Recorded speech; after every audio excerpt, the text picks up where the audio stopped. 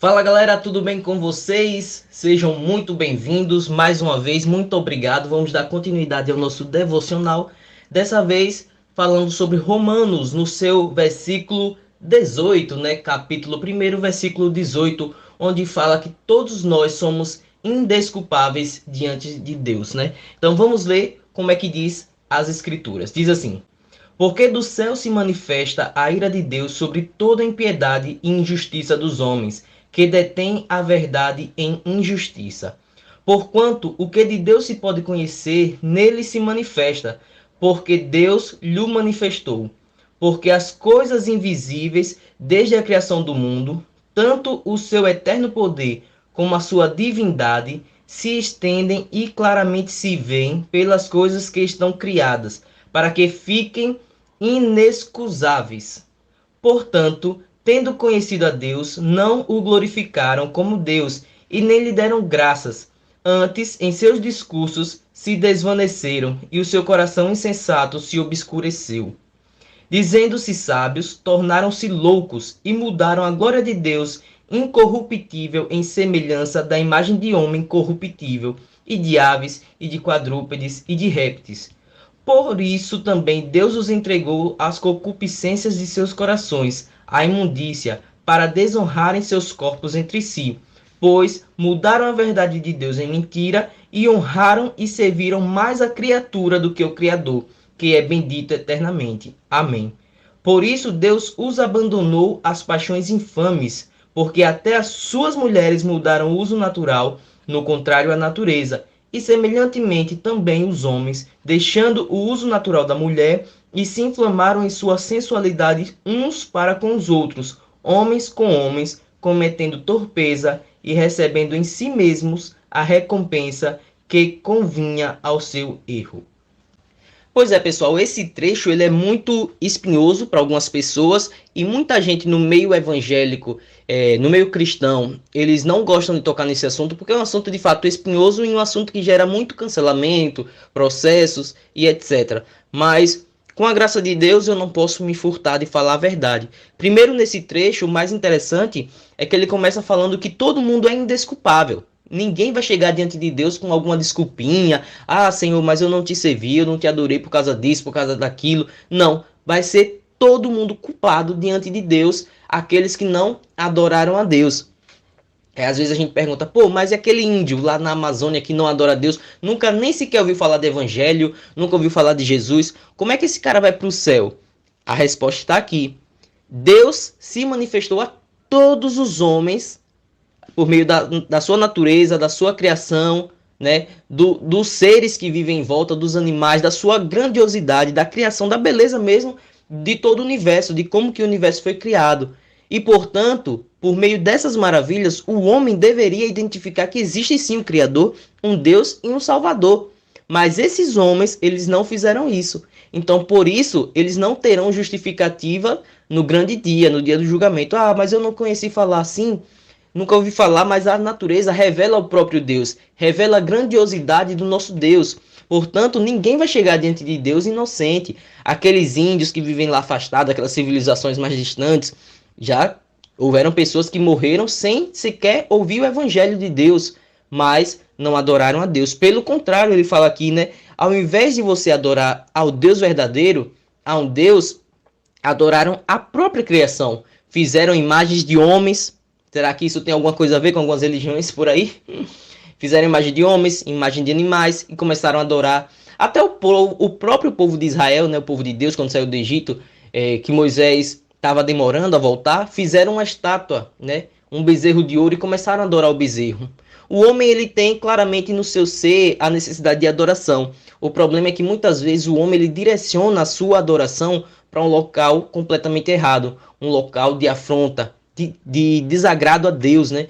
E a gente vê muito isso, imagens sendo adoradas, isso aqui não posso me furtar de falar. Imagens sendo adoradas por aí pelos católicos, que dizem que não adoram, mas que se você for pegar na prática, adoram.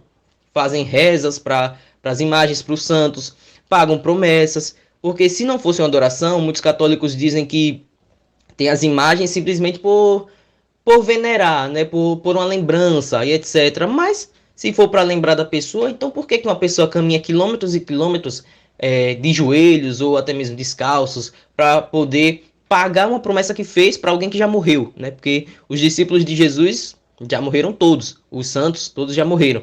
Então, é adoração sim. Na teoria talvez não, mas na prática sim. E também não vou deixar de criticar também o meio evangélico, que diz que não adora ninguém, mas fazem muitos artistas de deuses. Adoram, se veneram, fã-clube. Nada contra fã-clube, certo? O problema é que quando esses artistas... O problema está quando esses artistas eles acabam ocupando o lugar de Deus. Você não vai mais para a igreja, você não vai mais para uma conferência, porque fulano de tal não foi chamado para participar. Então, começa a ocupar o lugar de Deus. E aí está a adoração. Agora, o pior disso tudo é a consequência que traz, que trouxe para o povo o fato de abandonar Deus e adorar a outros ídolos, né? Entregar os seus corações a outros ídolos. A palavra ela é muito clara. No versículo 26 e 27 explica muita coisa do mundo hoje. E esse é um assunto muito sensível. Por causa desse erro, que foi o que já mencionamos, o erro da idolatria, do homem ter se virado contra Deus, de homem ter negado a Deus e procurado argumentos, né, para se fazer de inocente diante de Deus, o que é que aconteceu? Deus os entregou às suas próprias paixões. Pô, se você não quer me adorar, então você será entregue àquilo mesmo que você acredita, aquilo mesmo que você quer, às suas próprias paixões, aos seus próprios pecados. Sendo assim, o que é que ocasionou aqui a Bíblia falando? Deus entregou o homem aos seus desejos mais perversos.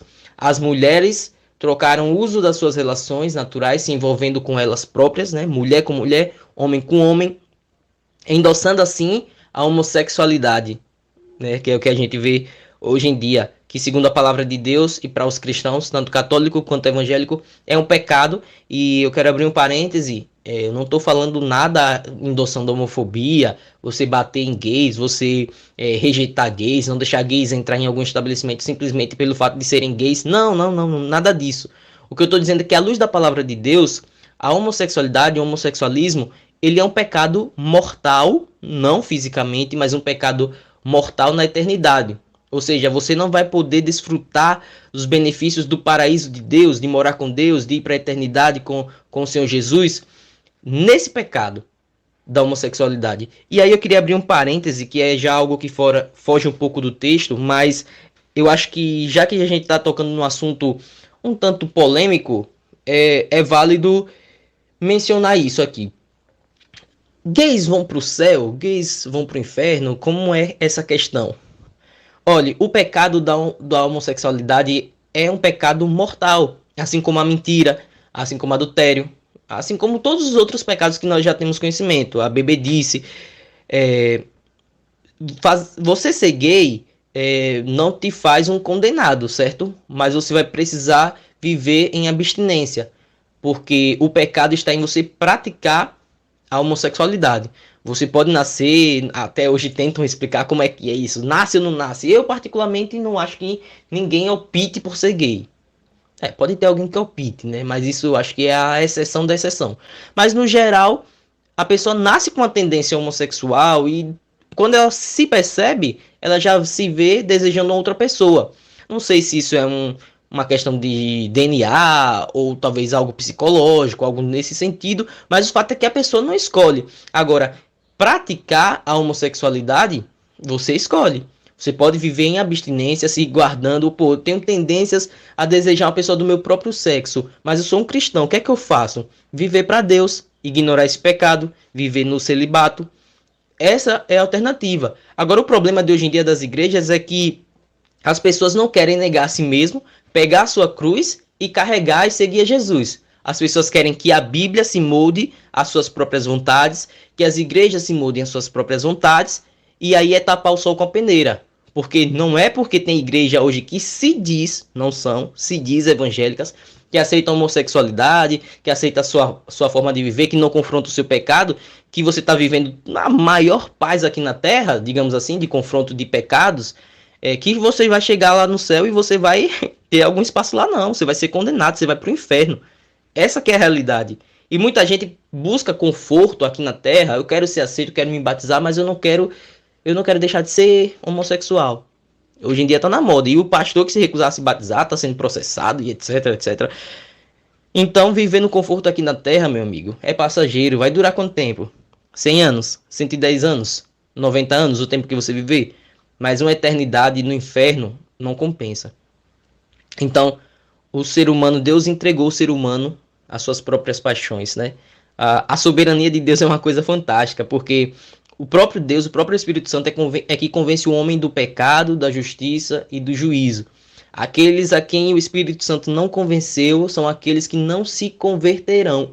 Esses que não se converterão são aqueles que adorarão outros ídolos, falsos ídolos. E esses que adorarem falsos ídolos serão aqueles que automaticamente, pelo próprio Deus, serão entregues às suas próprias paixões. A aplicação que eu faço é o seguinte: sempre vamos buscar a Deus enquanto nós podemos achar, e que a misericórdia do Senhor ela te alcance, me alcance, e que a gente nunca possa se afastar dos caminhos do Senhor, porque de fato nós dependemos dele para ser salvos, né? E o sacrifício de Jesus na cruz foi algo que foi de forma cabal.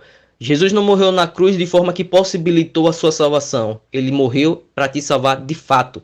E se você é uma pessoa salva, que você possa refletir o brilho de Cristo, andar em novidade de vida e falar de Jesus para as pessoas, para que mais pessoas possam aceitá-lo como único e suficiente Salvador. Muito obrigado a todos que assistiram esse devocional até aqui, né? Que o Senhor Jesus aplique a palavra dele no seu coração. E até o próximo, né? Vamos dar seguimento. Esse já é acho que o quarto devocional, ou é o terceiro. E ainda nem saímos do capítulo 1. Mas que Deus nos abençoe e até a próxima.